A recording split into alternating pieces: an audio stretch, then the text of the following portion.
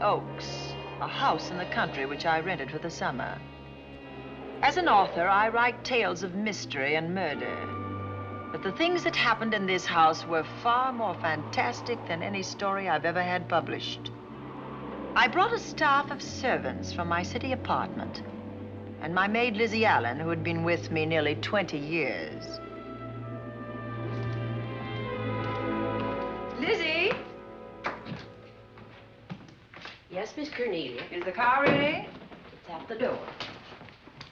Look, Miss Cornelia, them servants you brought from the apartment are talking about walking out on us. Really? Well, I know they don't like it here, but I didn't think it was that bad. Well, they've been hearing things about the killer that the police call the Bat and the murders that he committed here this past winter. Now people are saying that he's back again. Well, how can they be sure of that? Has he committed another crime? No, not yet, but that ain't saying that he won't. Here's something else. You've heard about the bats they have here. Animal bats, the kind that fly. Yes, yes. Look what it says in this magazine. This is a report from the State Health Department, and it says some of them bats is rabid. Well... And that ain't all. Now there's a rumor going around that it was the bat himself, the killer, I mean, that released the rabid bats in this neighborhood. Oh, that's ridiculous. Well, the housekeeper, the cook, the butler, and the upstairs maid don't think so. Well, I can't help what they think. If hysterical nonsense like that can scare them out of their good jobs, it's their loss, not mine. Come on, Lizzie, I've got to get to the bank.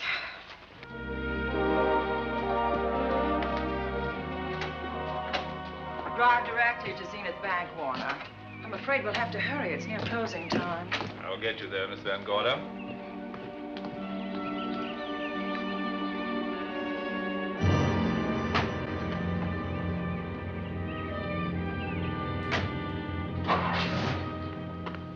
Thanks again. Miss Van Gorder. How do you do, Mr. Barry? How are you? I'm very well, thank you. You remember Lizzie Allen? Of course. Hello, Miss Allen. How do you do? So you're spending the summer with us again? Yes, yes. I've leased the Oaks, the home of your bank president, John Fleming. I heard you had. I was surprised. Why? Is there something the matter with it? No. I was surprised because Mr. Fleming said he would never rent it. Oh? Well, I rented it from his nephew, Mark Fleming, who has the real estate office here. He said his uncle would be gone the entire summer. That's right. Mr. Fleming's in the North Woods now with his physician, Dr. Wells. Oh, pardon me. Dale, I want you to meet my wife. We were married at Christmas time. That must have been nice. Believe me, it was. Oh, here she is. Oh, dear. My wife, Miss Van Gorder, Miss Allen. How do you do, Mrs. How do you do? Cornelia Van Gorder. Yes. Oh, well, I've read every murder mystery you've ever written. I just adored that weird one, The Private Morgue of Dr. X, even though it gave me the shivers. Only the shivers? Scared hell out of me. Oh. Well, I really mean that Miss Corney killed them off in that one. When you refer to my books, please don't call me Miss Corney. Pardon me, Mr. Bailey. Mr. Hines is here to see you. Oh, yes. Excuse me, please. Don't be strangers now. No, no, I we should won't. say not. Oh, so you're a bride. Well, not quite. Not since Christmas. You know, I'm sure I've seen you. Well, I used to be my husband's secretary here in the bank. Of course I remember. May I welcome our most distinguished visitor back to Zenith? Oh, that's very charming, but, Lieutenant Anderson. Lieutenant Anderson, of course. Chief of Detectives of the Zenith Police Department. This is Miss Allen. Miss Allen? How do you do?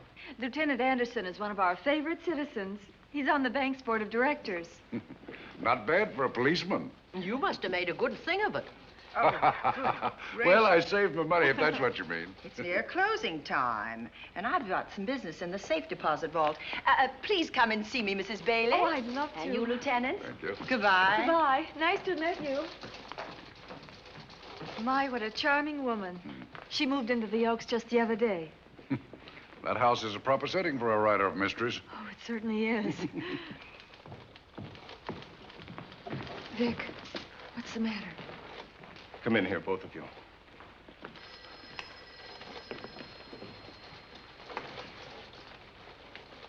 Andy, we're in trouble. Wendell Hines came in to pick up $350,000 worth of bonds that we were holding as collateral for a loan. They were kept in our special vault. Mr. Fleming and I are the only officers of the bank who have access to that vault. So? The Hines bonds are gone. That's not all. Other negotiable securities are missing. From what I can gather, short of a careful check, the bank has been looted of over $1 million worth of securities. You'll have to notify Fleming. I wish I could talk to him. Unfortunately, he and Dr. Wells are deep in the woods. They can't be reached by phone.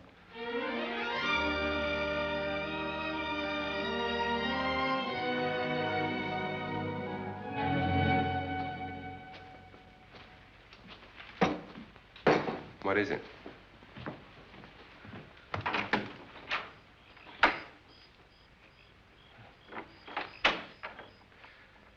I thought I heard someone on the path coming from the lake. Had an idea it might be that guide of ours. Oh, Sam won't show up until morning. It's a 20-mile canoe trip from here to civilization. 5 will get you 10. Sam has a message for me.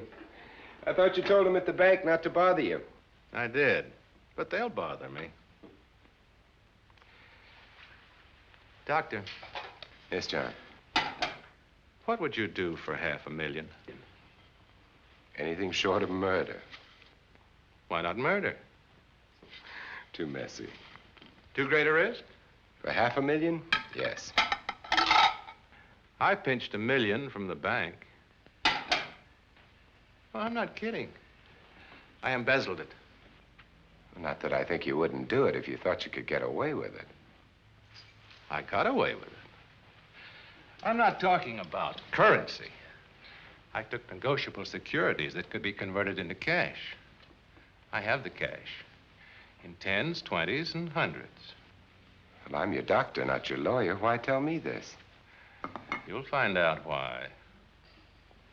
Who's going to take the blame for the robbery? Bailey, the cashier. They'll never suspect me. I like Bailey. Well, so do I. I love the guy. I gave him his first chance. He has a lovely little wife. Charming girl. Was the best man. Where's the $1 million? In my family's tomb in Zenith. In the crypt with my father's casket. I don't buy that, John. No? No. You forget that I had you in charge when you were a very sick man. When you raved in delirium. And I heard you talk about a hidden room. Now, where else could you put a hidden room except in that mansion you built? That white elephant you call the Oaks. Look, everyone knows I have a bad heart. Now, who would doubt it if you wired the bank directors that my heart had failed? That I had fallen from a great height here in the woods. And that I was badly smashed up. You could ship the body back for burial and instruct them not to open the casket due to the condition of its contents.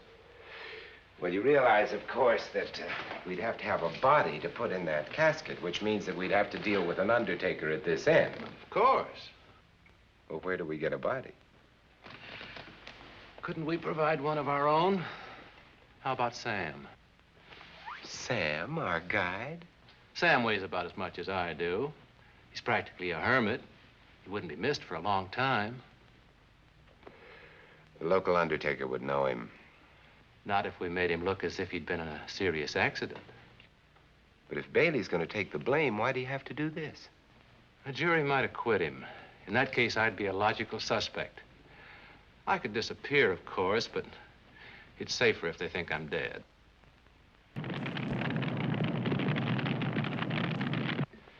What if I don't go for this deal? In that case, it would be too bad. You mean you'd kill me? What else could I do? Now that I've told you about the $1 million, I'd say you were shot in a hunting accident. Now, look, Doctor, if you can find another body instead of Sam's, it's all right with me. There's $500,000 in it for you. I'll do my best. I smell smoke. So do I. What's that noise? Look, Doctor, the woods are on fire. It's It's coming this way. We've got to get out of here. Out the back way. We will. As soon as I provide that body we were talking about.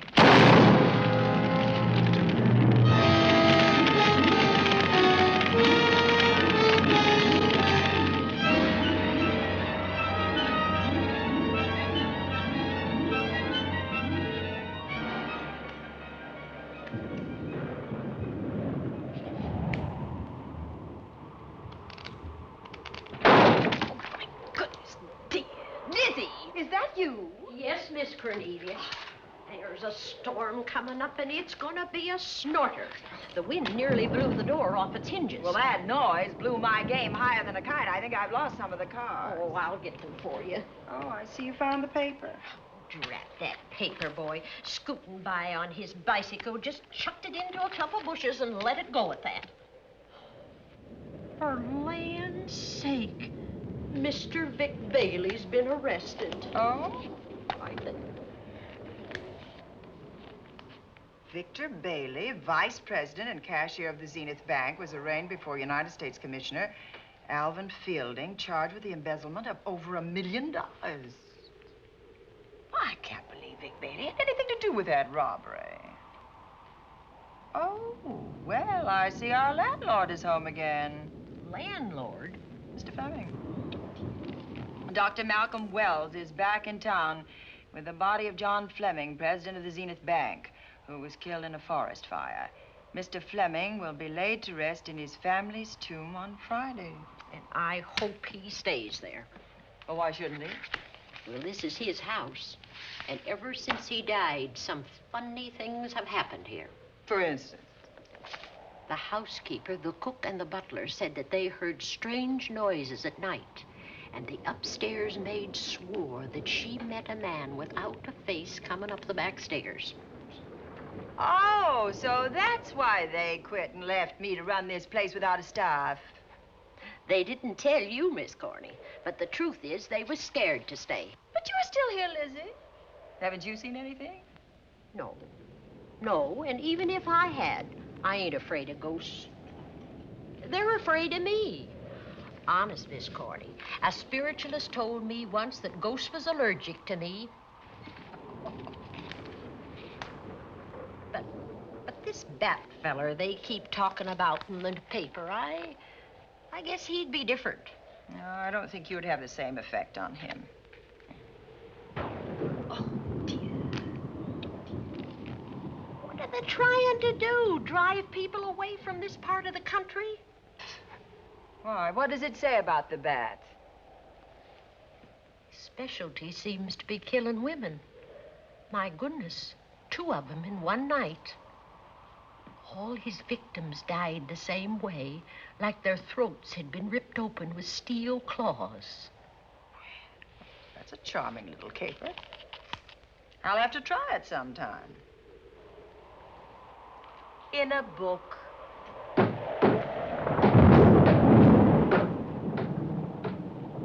That ain't nothing, just something bumping against the house.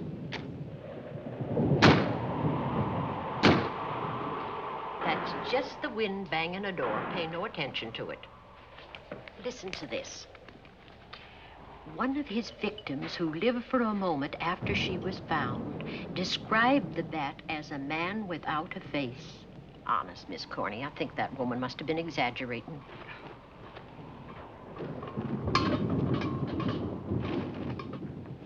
That's just that heavy tapestry at the top of the stairs. I know. I've heard it before on a windy night. That sounds as if there was someone on the stairs. I know there isn't. At least there shouldn't be. There ain't. Them's just the noises you hear in any old house on a windy night. It says here that the bat never leaves no fingerprints. That's understandable. Having no face, he probably has no fingers either. Lizzie!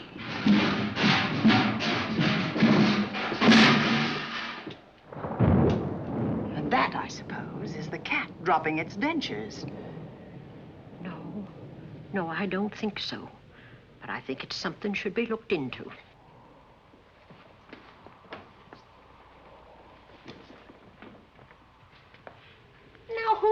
kept him down here? The wind, I hope.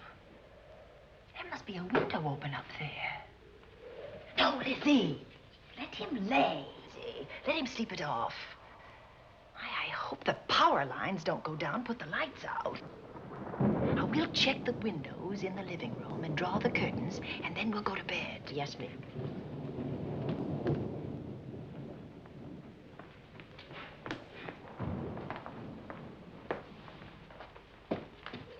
I won't be a minute.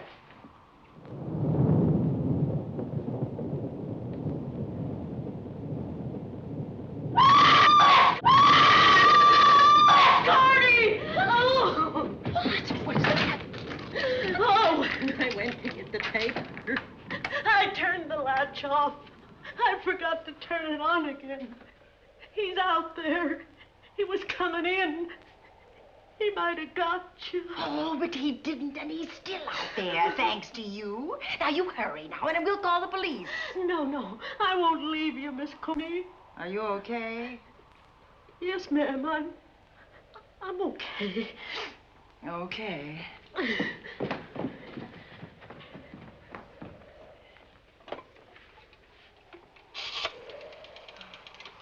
Operator? Give me the police department, please. Zenith Police Department. This is Cornelia Van Gorder. I'm living at the Oaks. We know about that, Miss Van Gorder. Just a moment ago, a man tried to force his way into this house. You're not alone there, are you? What about your servants? Well, I have none except my chauffeur, and he's away. He won't be back until the morning. Now, there's only 2 of us here tonight, and we're going to lock ourselves in my room. Now, if any of your men see anything, will you have them call me? I'll send officers over there right away. Oh, thank you very much. Come on, Lizzie. We're going to sleep in my room.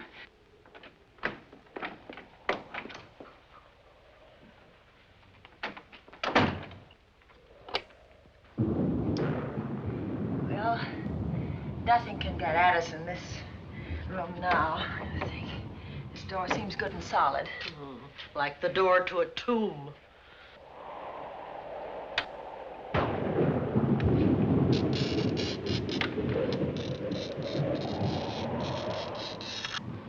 I think that couch will be comfortable. There's some extra bedding, you know, in the Yes, closet.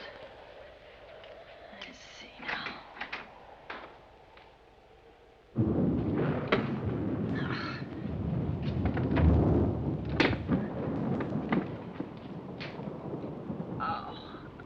Huh? No bolt. Well, that's not so good.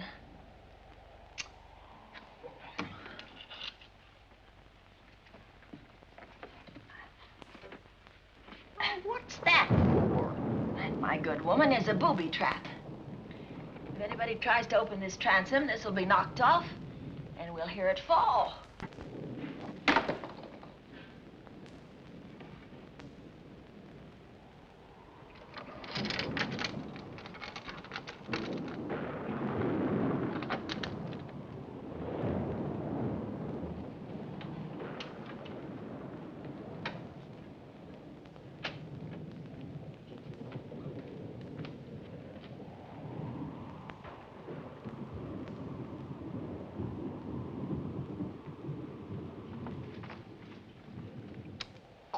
Fiddlesticks. I forgot my night things, my robe, my gown, and my slippers. I'll go get 'em now. Now, wait a minute, Lizzie. I'll go with you. Now, don't you bother, Miss Cornelia. My room's just down the hall. Lizzie, I told you to wait.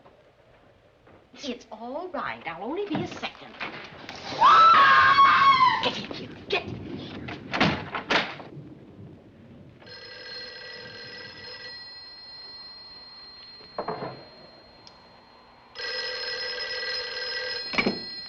Yes?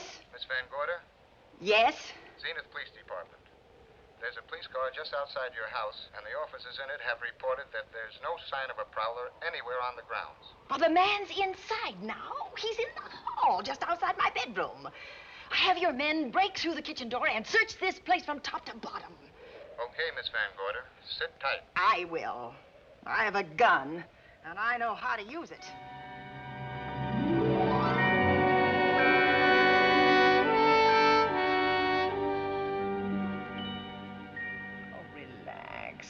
relax, Lizzie. The police did a good job. They couldn't find anybody in here. But we both saw him, Miss Cornelia. All right, so he got away. But there are men on guard outside, so just try and get some rest.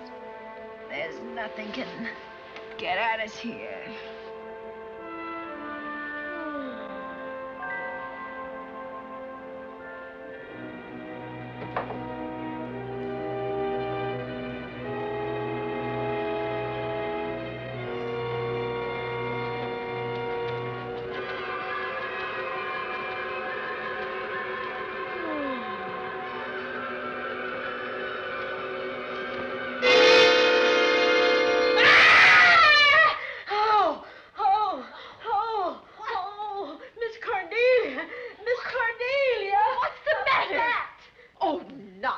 You've had a nightmare. Maybe I did. But there was a bat and it bit me. What? And it flew in that closet. Oh, good gracious, Lizzie, you're right. Oh.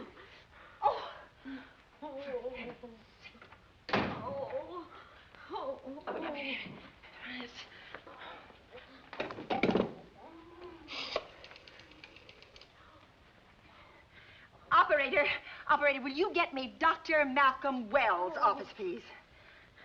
No, I don't know his number, and I have no phone book up here, but this is an emergency. Will you connect me with his office, please?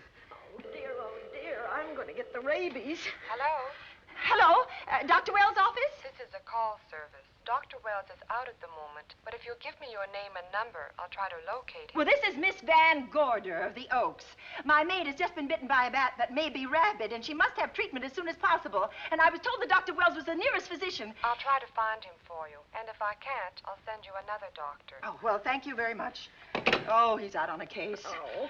Oh, I hope it's not a delivery. A baby, I mean, they can be terribly complicated. It never bothered me none. Oh, Lizzie, you never had a baby. Of course I didn't. That's why they never bothered me. Oh, does it hurt, huh? Little.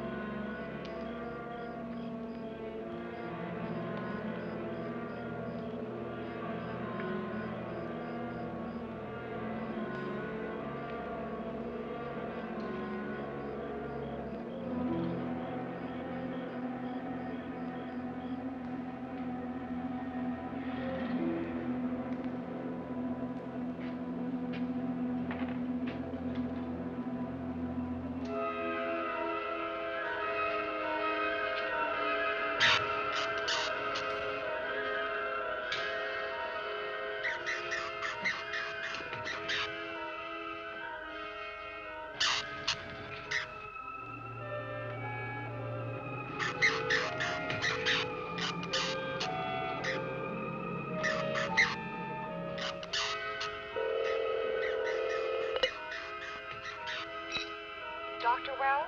Are you there, Dr. Wells? Are you there, Dr. Wells? This is the operator. Your call service is on the wire. It's an emergency. This is Dr. Wells. This is your call service, Doctor. Oh, hello. I was just doing an experiment. I left the receiver off. That's what I thought, but I kept trying. Miss Van Gorder at the Oaks called and said that her maid had been bitten by a bat, and she's afraid it might be rabid. What? Oh, all right. Tell her I'll be right over there.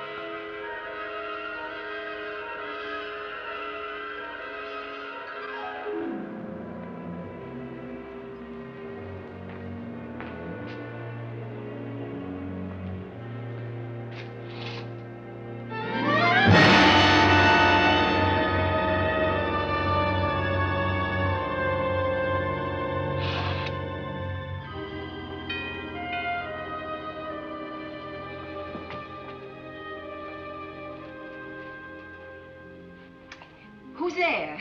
Dr. Wells. Come in. Good evening. Oh, I'm so glad they found you, Doctor. Well, I reached my office shortly after you called. How is your maid? Is she in any pain? No, she doesn't seem to be. Did the bat get away? No, I believe it's still in my bedroom. Oh, good. I'll want to examine it. There you go, Miss Allen. Now you feel better? Doctor, have I got the rabies? Well, I can tell you better after I've examined the bat's brain under a microscope. That thing's got a brain? Oh, you'd be surprised. Where is it? I think the little darling is in that closet. Oh. You know, it's a pity you leased this house, Miss Van Gorder. Why a pity? Well, my dear lady, I don't want to alarm you, but... Oh, well, after tonight, nothing can alarm me. Yes, I understand. It must have been terrifying. So many unexplainable things have happened here. There's something about the place. Your servants must have sensed it when they walked out on you. An apprehension of disaster. Well, let's see. Aha! Yes. There he is. All right, now, take it easy. Nobody's going to hurt you. Quiet now. Quiet.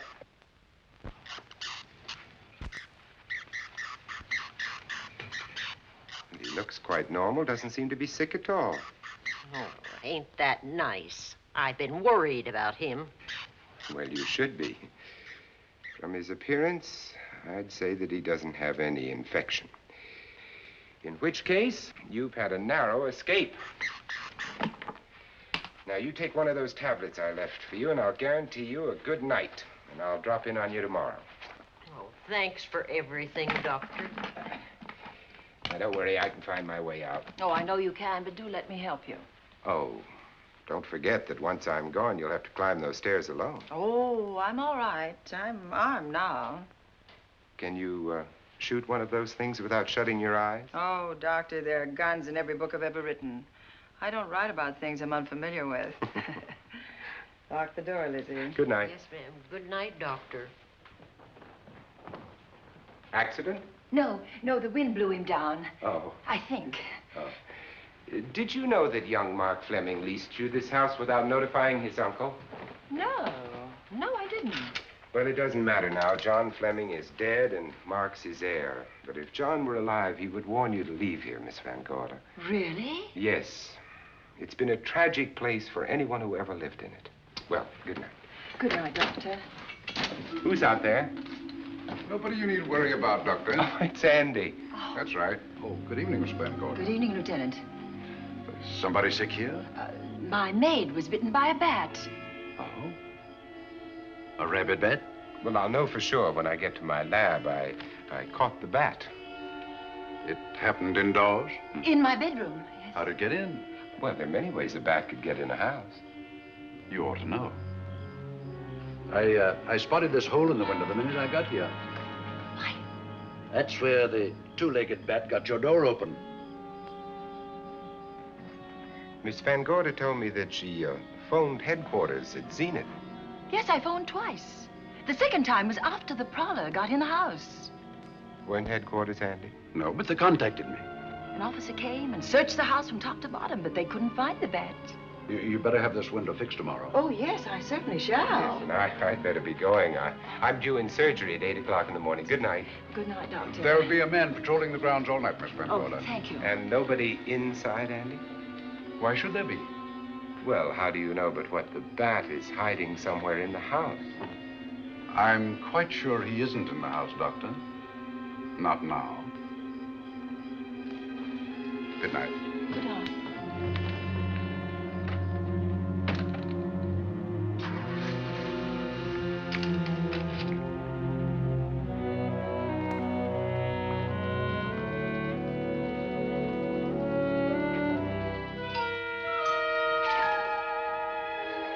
Hi, Andy.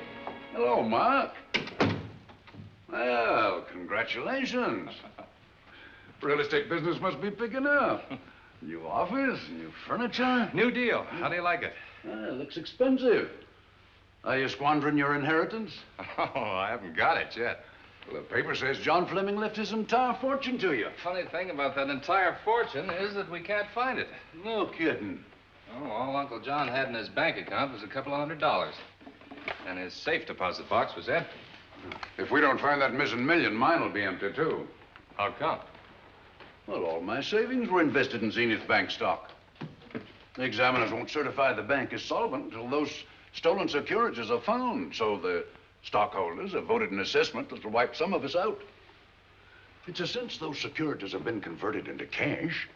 And if I can't find that cash, I'm sunk. Well, where are you going to look for it, Andy? Here in Zenith. Your uncle wouldn't take $1 million on a hunting trip, would he? You suspect Uncle John? Why, Andy, he founded the Zenith Bank. That'd be like robbing the family tomb. You think he wouldn't? Well, besides, Vic Bailey's fingerprints are all over the vault.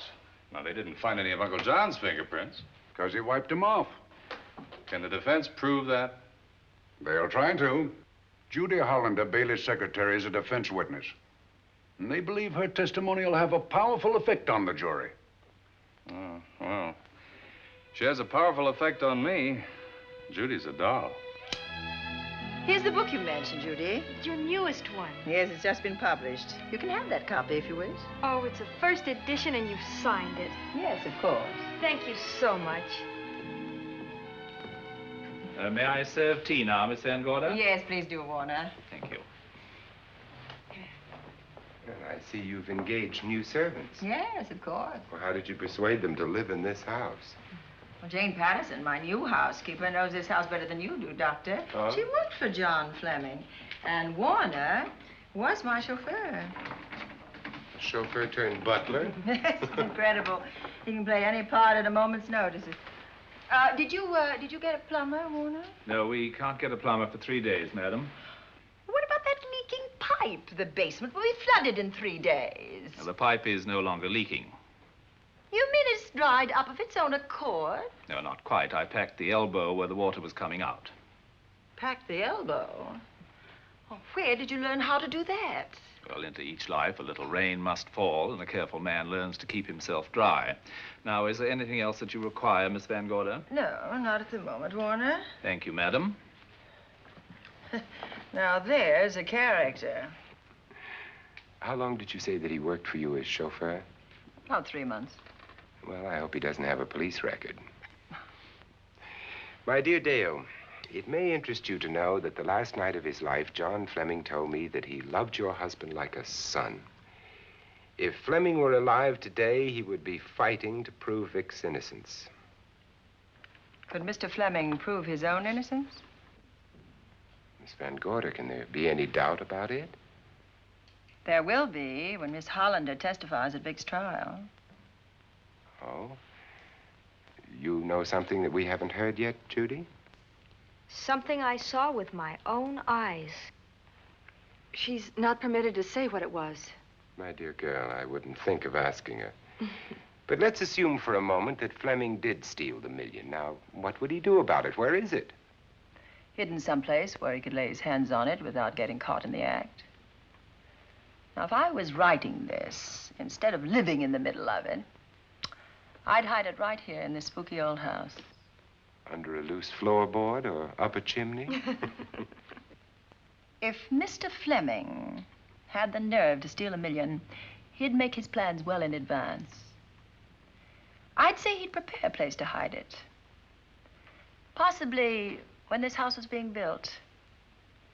Now, I rented this place for Mark Fleming, his nephew. I wonder if he'd have the floor plans. I'll ask him. Yes.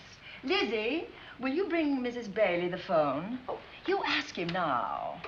Okay. His number is Summit 7537. Oh, thank you, Lizzie.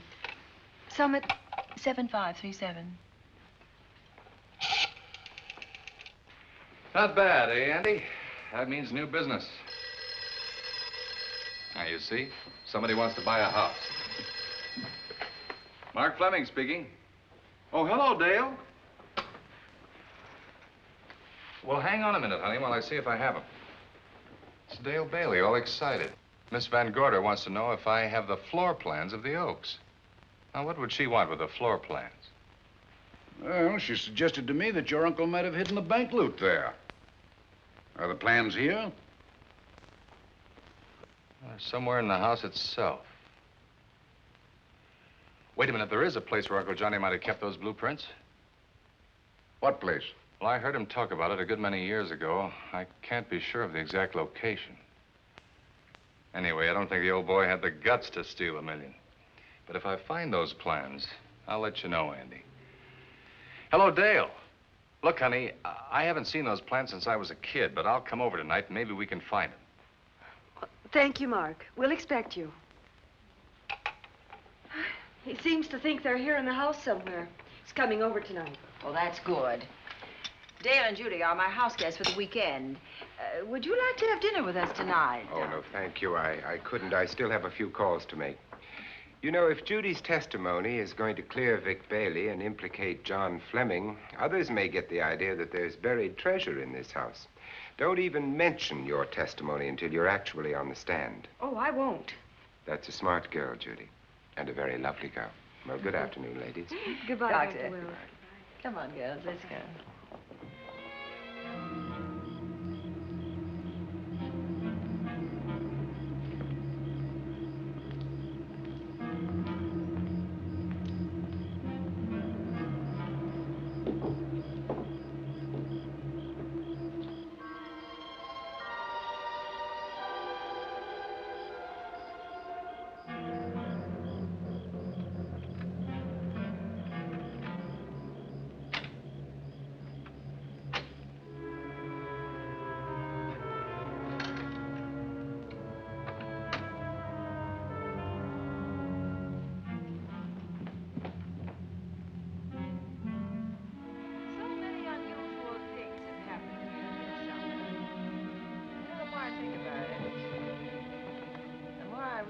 I should be putting them down on paper.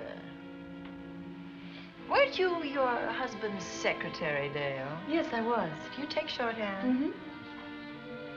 Well, my dear, if you'd like to have your mind occupied, I want you to work with me while I write the story of this fantastic criminal, the Bat.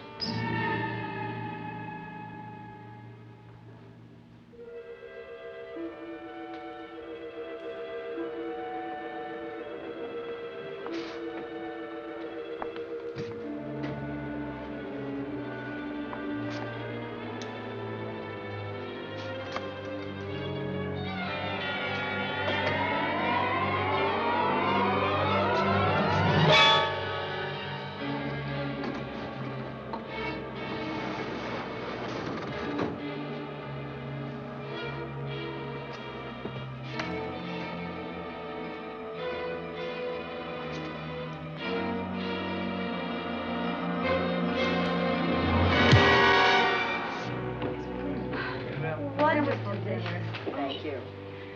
It's really nice. Good dinner, Lizzie, as usual. Wonderful. Oh, what a lovely piece of silver. It's an original, isn't it? Yes, they still use them in England for buffet breakfasts. Some hot water in the bottom. Should keep us hot, your sausages and your scrambled eggs. Interesting. It's very useful. Really nice.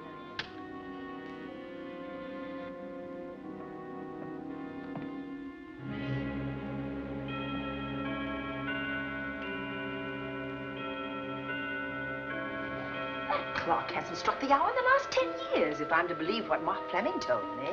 Why is it angled away from the wall like that? I don't know. Somebody must have moved it.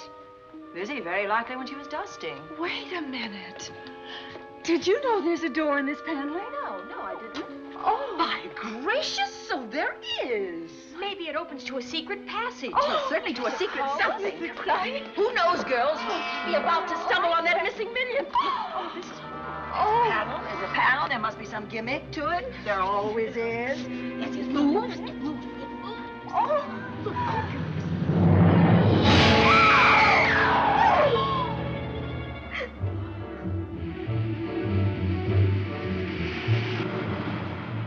Calling car 11.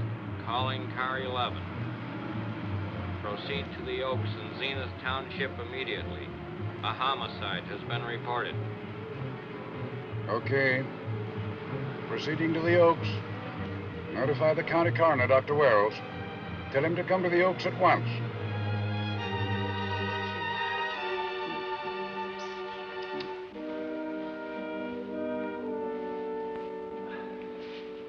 Horrible. As if his throat had been torn by some creature with fangs or claws. That's his sign. We found it on the others he killed. I'd hoped those reports that he was up to his old tricks again were pure imagination, but apparently they're based on fact. He's come back. Back to the scene of his kills. Yes, that's who I mean. That's who did this. The bat. Who found Mark? We all did. And it's Dale and Judy and I. Lizzie was in the dining room. This is my new housekeeper, Jane Patterson. You know, she worked for John Fleming. I know her. Where were you, Mrs. Patterson? In the kitchen, cleaning up. I cooked the dinner tonight. Did you know that the secret closet was here? No. It was behind the grandfather's clock. Well, it was I who found it, really. Noticed the clock had been moved and the door wasn't quite closed. I'll get it.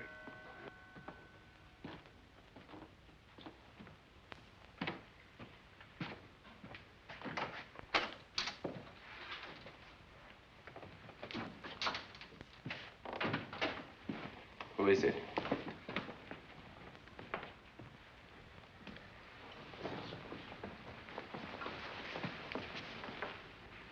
Mark Fleming. As coroner, you saw the same wounds on the others. How long's he been dead? Oh, I'd say about a half an hour. Do you believe it was the bat? That's a bat's trademark. Perhaps he's still in the house. That's possible. Why should he be? Because he's looking for something, and like you, he believes it's here. And he's a persistent killer. I would advise you to get out of this house as quickly as possible, notwithstanding our expert police protection. Have you called the morgue? They're on their way here. Oh, good. I want to examine the body before they get here. May we take it into another room? Yes, to the sunroom in the back. Thank you. Give me a hand. Excuse me.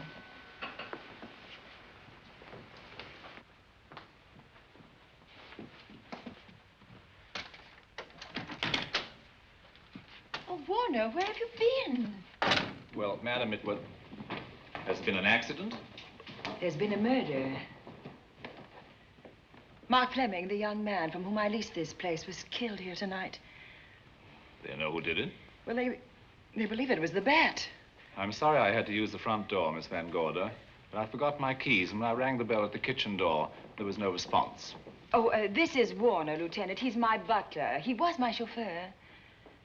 Why'd you promote him? But it's very difficult to find a butler. They don't like service in the country. Have you been a butler before? I've served in many capacities, sir, but this was my night off, and I forgot my keys. I heard that part. What time did you leave the house tonight? Oh, about 6:30. I had dinner at Wiley's Roadhouse. Can you prove where you spent the rest of the evening? I can try. Try hard. And don't leave the house. I'll get to you later. Very good, sir. I shall be in my room, Miss Van Gorder, if you need me. Yes, Warner. Surely you don't think he's... Warren and I have met before. I can't recall where or when, but I will.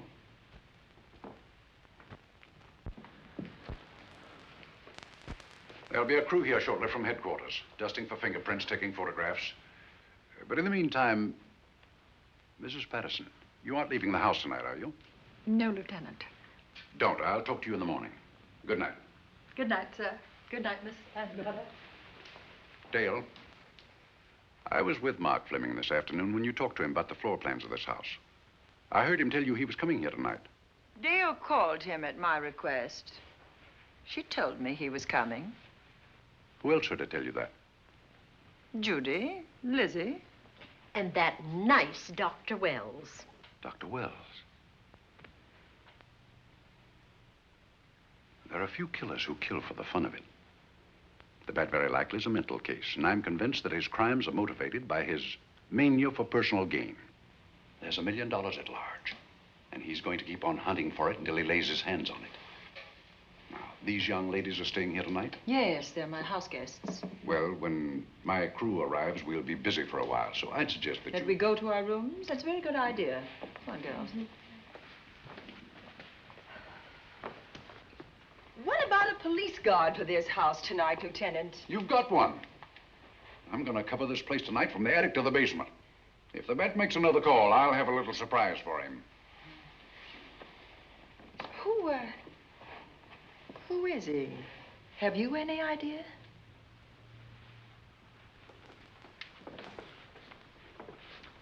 He could be anybody. So far, there are clues to his identity, but nothing we could take before a jury. I'm afraid we must look higher than the criminal world.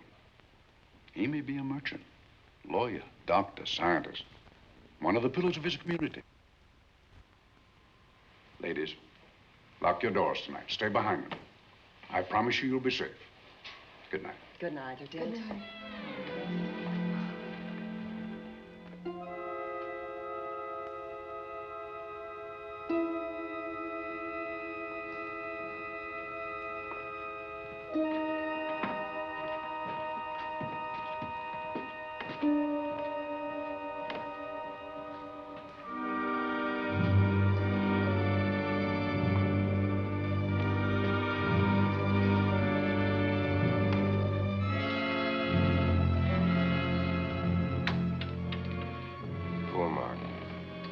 It's a pity.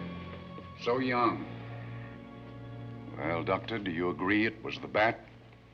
In my report, I shall say the death was caused by the same technique used in the other killings. A paralyzing blow to the throat, followed by severe lacerations of the jugular, resulting in excessive hemorrhage. In a layman's language, he didn't know what hit him. Oh, he knew. But he didn't have time to think about it.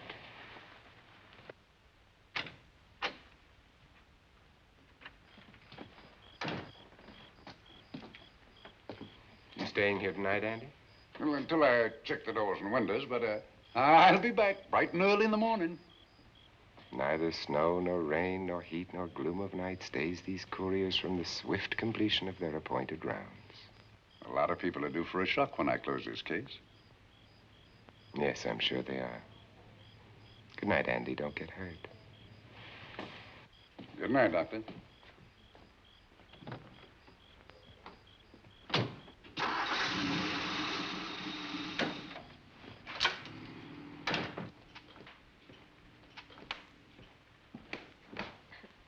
You know, I think we'd better let you get some sleep. Oh, Lizzie and I share this room for mutual protection. You know, one night, a storm blew the wires down, put the lights out, and I went out the next day and bought a half a dozen of these things. You better take one with you, Dale. Oh, thank you. We'll go across the hall now. Are you sure there's nothing else you need? Oh, no. Quite sure. We'll be all right. Well, if anything bothers you, you just sing out, and 2 strong women will come to your rescue. Oh, nothing will bother us. Not with Andy on the job. No. Well, good night. Good night, Miss Van Gordon. See you in the Don't worry, everything will be all right. We won't. Good night. Good night.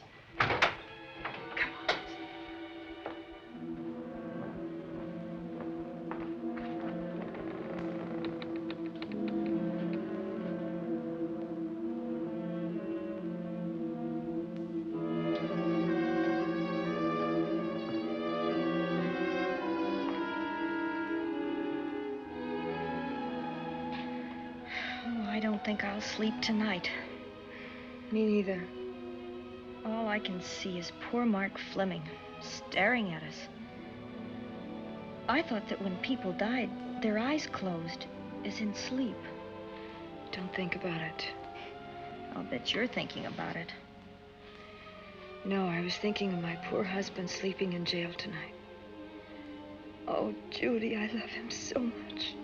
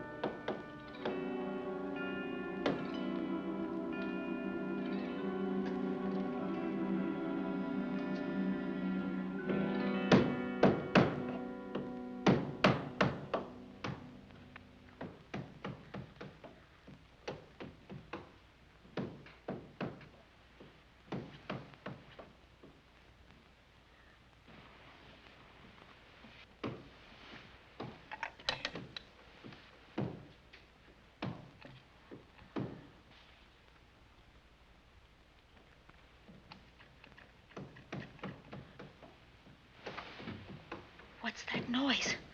Oh, I don't know. I kind of fell half asleep. For a moment, I thought it was something from a dream. It's somewhere in the house. Yes, on the floor above. Not directly over us.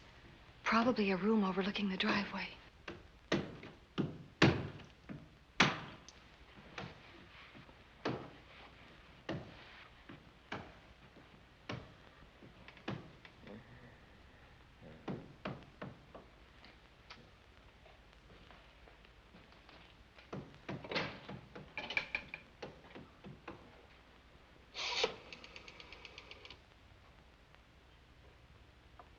Should we call Miss Van Gorder?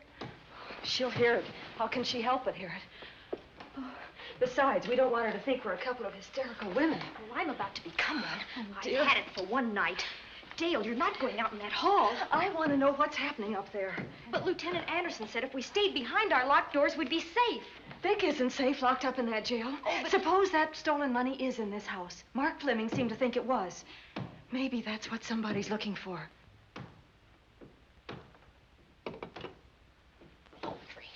Sake, don't you hear that awful noise up there? Now, Lizzie, you've just got to stay awake. The house phone and the outside phone wires have been cut, and we can't get help. Where's that policeman? Oh, I don't know. Something must have happened to him. Now, go on, get on your robe. Oh, Dale, please don't go up there. I've got to. Think what it could mean to Vic. Now, you stay here. Oh, no. If you go, I go.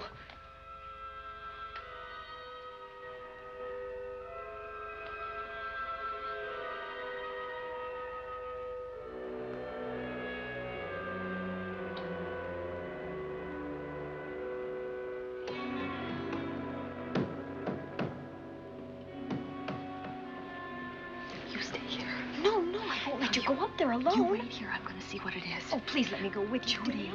will you warn me if anyone comes? I'll only be a moment. Now, wait.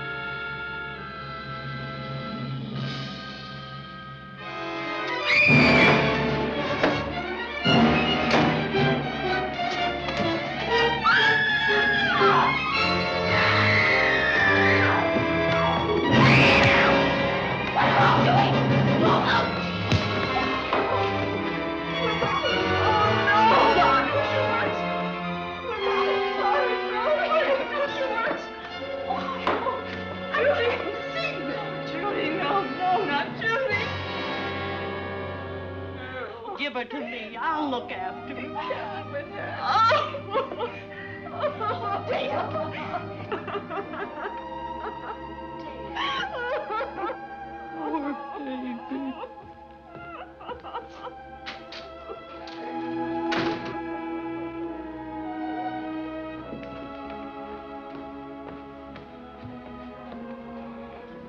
Judy.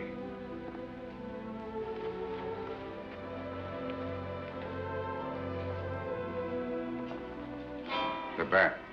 Yes, the bat. He caught her at the head of the stairs. We saw him rushing down the stairs as we came out of the room. I hurled that after him. I hit him, I believe. I'm going to cover this place from attic to basement, you said. Well, what were you covering when that poor child was murdered? Where were you? I saw a man outside in the grounds. I went out there and hunted him. I heard him in among the trees, and so I followed the sound of him as far as the brook down near the back road. And then I lost it. I'd rather give my own life than have this happen to Judy. But I told you to stay in your rooms and lock your doors and stay there. What was she doing at the head of those stairs? That was my fault. They heard a strange noise. Heavy pounding in one of the rooms on the 3rd floor. We all heard it. I wanted to see what it was. Judy, wish she wouldn't let me go out by myself. I made her stay on the balcony. What about your new butler? Oh, well, he's in his room, I suppose. Oh, Mrs. Patterson. Oh, yes. Did you know what happened here? No, sir, but I heard the screams. I went to call Warner. We have rooms on the same floor, but he wasn't in his room. His bed hasn't been slept in. If Mrs. Patterson heard the screams, Warner could certainly hear them. You're quite right, sir. I heard them. Oh, you did? And where were you? Outside in the grounds. Miss Holland has been murdered. No. Oh, so you're surprised. Shocked. Well, I've seen better performances. I remember you now. Your name's not Warner. I've got a circular in my office with your picture on it. The Chicago police not so long ago were hunting for you in connection with the robbery. You're right again, sir. And they found me and they tried me and I proved my innocence and I was acquitted. That could have been a lucky break. Where were you when this child was killed? I told you before, sir. Outside. What were you doing there? I was following you. I saw you leaving the house, and it seemed that you were hunting someone. I thought you might need some help. Oh, yes, sir. I followed your flashlight down through the trees. Then it disappeared. And then suddenly, as I was staring out into the darkness, I was struck by something on the back of the head. The next thing I knew, I was lying on the ground. I realized I'd been knocked out. I wish you had been knocked out. But then we'd have found you with your mask still on your face. You were hit here in this house with this poker as you were rushing down those stairs after that child was killed. Oh, no, sir. You can't pin this on me. I'm not the bat. I've never killed. I couldn't kill. I won't take the rap for this.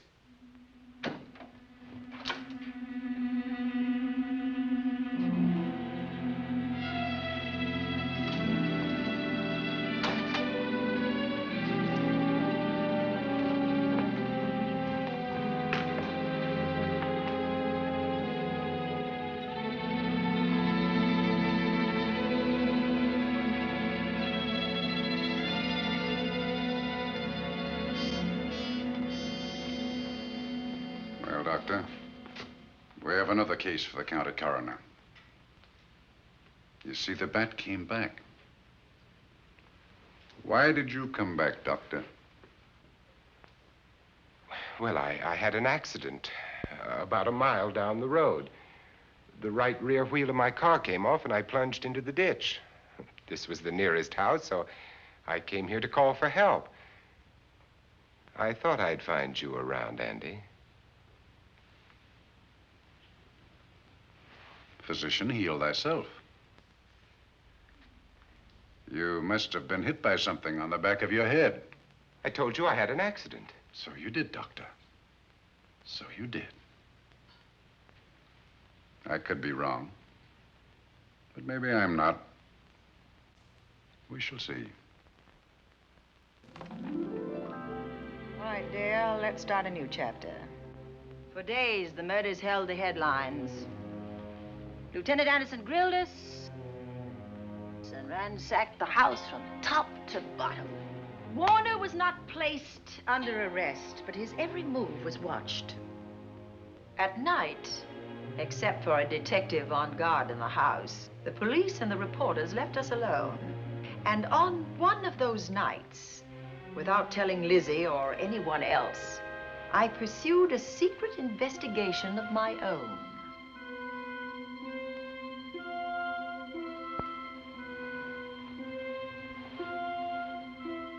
It was in an empty room on the 3rd floor where we kept our trunks and other things.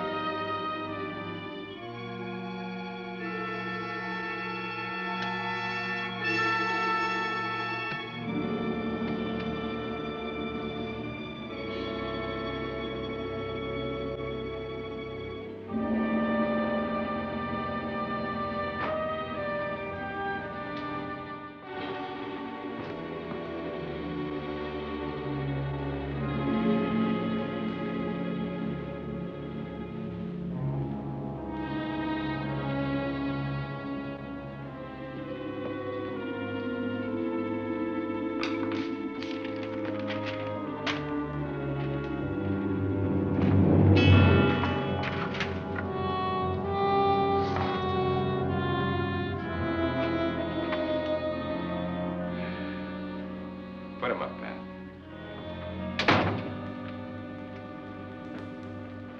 It's a bright idea to kill me in my own lab and let people think that I'm the bat.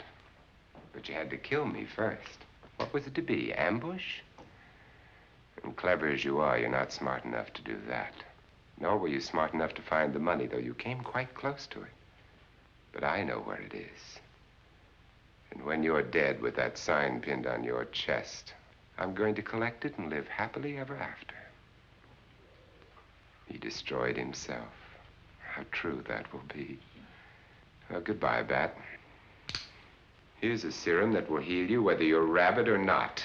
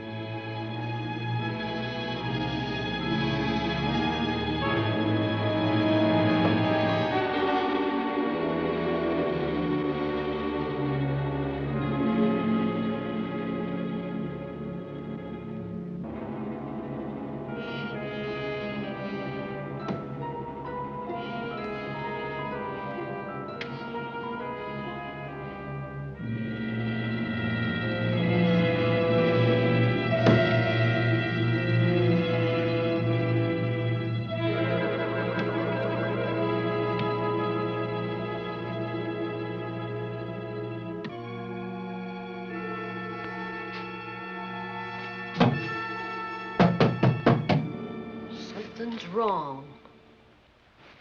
Something's wrong.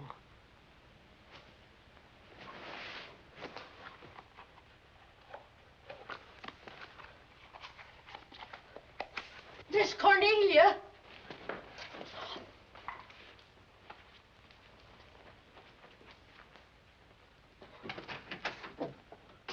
Miss Cornelia.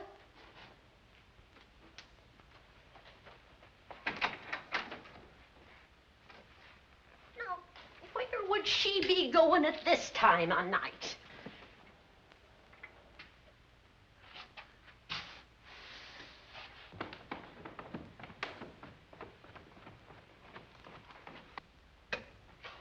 Well, land's sake.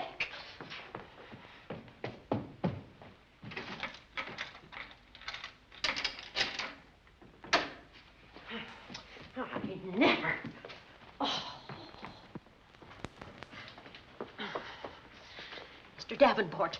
Mr. Davenport. Oh, a fine thing. The door unbolted, the chain off, and you asleep on the job. Wait till Lieutenant Anderson hears about this. Come on, wake up. What's the matter with you? I don't know. My head hurts. My whole body's numb. Here, take a sip of this. Try to snap out of it. I'll be back in a minute.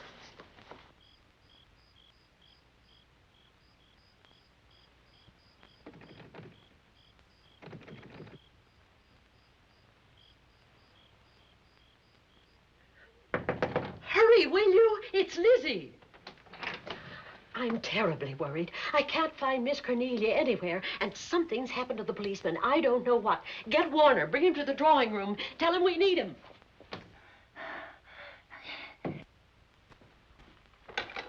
Are you all right now? Yeah, I'll be all right in a minute. I remember now. I took a drink of wine from that decanter there. Miss Van Gorder told me to help myself. She wouldn't put nothing in it? Well, somebody did. Somebody who knew I was on duty here. Then it was somebody that got Miss Van Gorder. I can't find her anywhere. Upstairs, downstairs, or in the basement. I told the housekeeper to get Warner. Lieutenant Anderson will want to know about this. Hello. Yeah, this is Davenport at the Oaks. We've got trouble here. Well, for one thing, I was drugged. Yeah. But I must have been knocked out because the maid tells me Miss Van Gorder is missing. Well, you better call Anderson and let him know. He's not at home. Well, where is he? Out on a case? What case? Dr. Wells. What else did they tell you about it? Oh, hurry, will you? We've got to find Miss Cornelia. Okay. Lieutenant Anderson is out on a case. Dr. Wells was found dead in a room next to his garage, murdered. Dr. Wells? There's something queer about the killing of Wells, but headquarters won't talk about it. Lizzie, Warner isn't in his room. There's no sign of him anywhere. And I was supposed to keep an eye on that guy. Where's Miss Cornelia? That's what I want to know. Wait a minute. Didn't you say that the chain and the bolt were off of the front door? I certainly did. Well, maybe Miss Van Gorder went outside. Oh, she never would. We better look. I can't breathe. There's no air.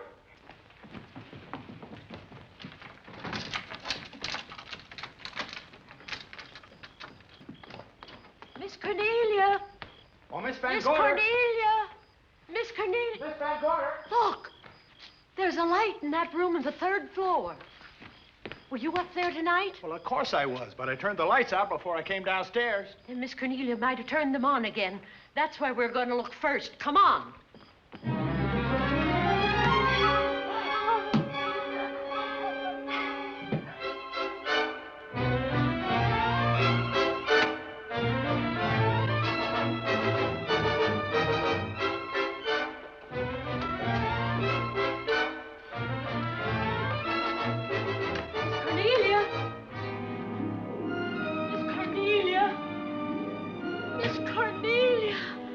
Yes, Lizzie.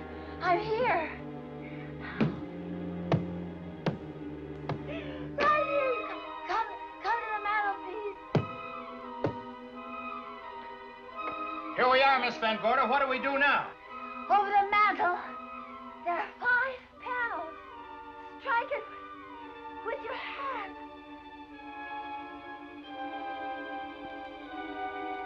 Which panel did you say, Miss Van Gorder? Oh, I can't. I just can't. Miss Van Gorder, which panel? We couldn't hear you. She said strike it. What difference does it make which panel? Strike them all. Look.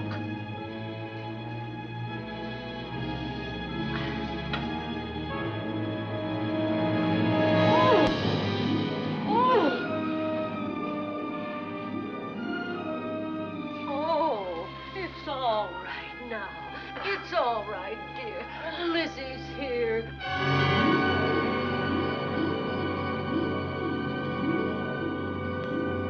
Feeling better? Yes, much better. We'll take you to your room. Oh, no, you won't. I'm going to stay right here. I'm quite all right. Oh, how blessed it is to breathe without an effort. You know, no one knows how sweet the air can taste until someone shuts it off for a moment. That room is just like a box. When the mantelpiece closed, it seemed like all the air was drawn out of it. Look, there it goes again. Let it close. I can open it from in here. There's a control panel behind this blueprint. Electric motor under the trap door here. Once the door is open, you can keep it that way. I believe that the fireplace in this other room opens the same way. And it does. I tried to find this, but I couldn't find it. Yeah, it's back at this blueprint here. Well, it's quite a setup. Too bad we can't open that safe in the same way. Take an expert to crack this box or a shot of nitro. Well, maybe that's what the bat had in mind. Could be. Seems he's on the prowl tonight. Miss Van Gorder, Warner has disappeared. And Dr. Wells has been murdered. Dr. Wells? Lieutenant Anderson's on that case right now. Well, does he know what happened here tonight? They got word to him. He'll be here any minute.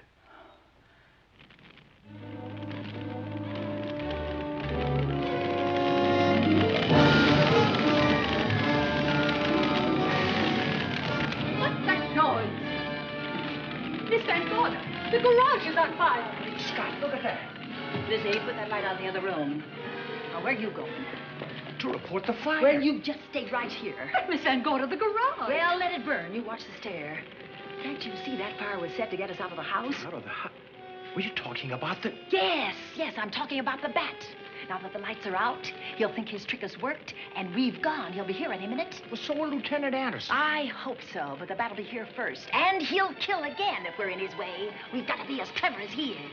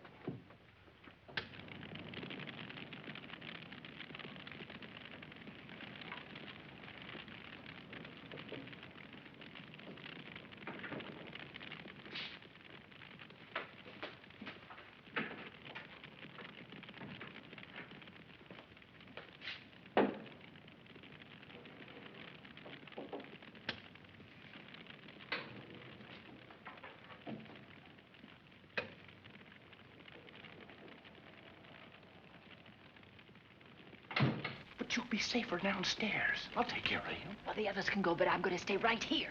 All right, but get out of sight.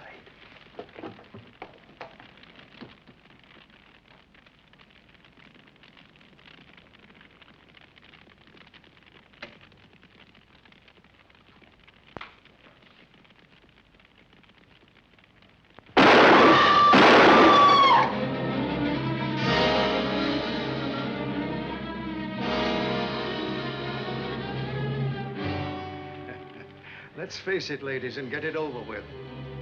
Others have seen my face before they died, but I'll have to deny you that pleasure. This would make a good scene for your book, Miss Van Gorder, but I'm afraid you'll never write it.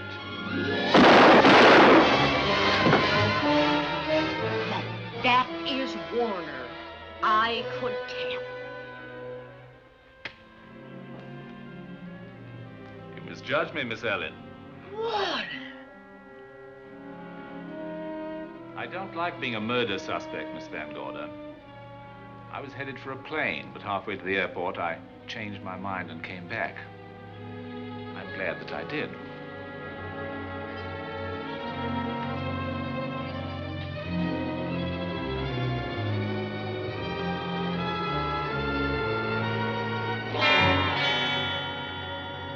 Why, it's Lieutenant Anderson.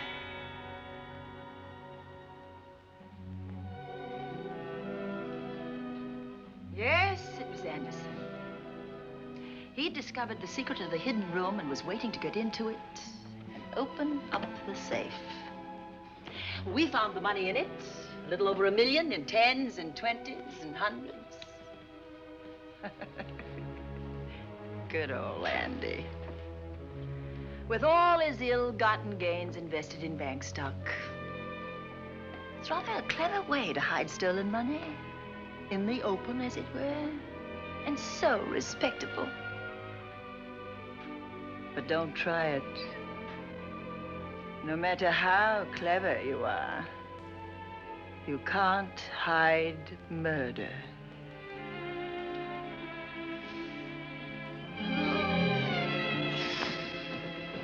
Well, that's it, Dale. That's the end.